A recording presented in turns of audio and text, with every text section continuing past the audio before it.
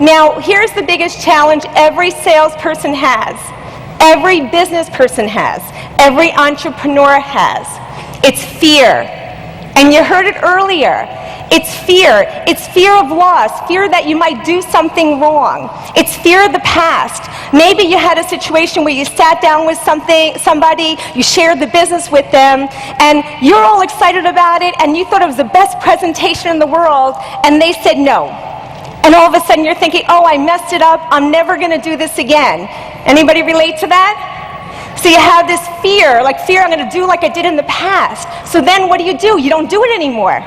Right? Or the fear of the unknown. There's so many people that like to make sure they know exactly what's going to happen, when it's going to happen. So the fear of the unknown. You have no idea what's going to happen when you sit down with someone and share a product or service with them.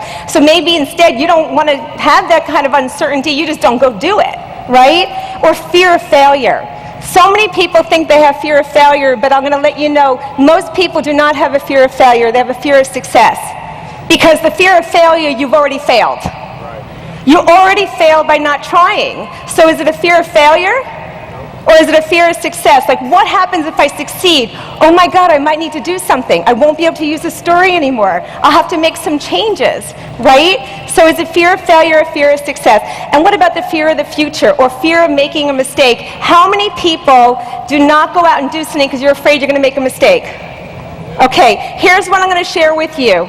Go out and make a mess, and let's clean it up later. Make a lot of mistakes, because this business is about making a mess and worrying about it later, because it's totally not about doing it perfect. It's about just improving as we go. But here's what I'm going to tell you. Most people do not realize that none of these fears exist. I'm going to say it again. None of these fears exist. They are all made up. And the reason I tell you that is because there are only two innate fears that we're born with. And that is fear of falling and fear of loud noises. And they're there to protect us. Any other fear you have, you made up.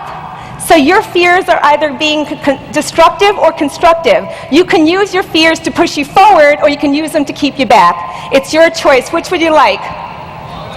Forward. So never seek career advice from your fears. Not a good counselor, okay? So let's change the definition of fear, and let's call it face everything and rise above it. What is it? Absolutely. So when you feel fear and you're worried about something, instead of making it stop you, take that fear and make it your reason to do it anyway.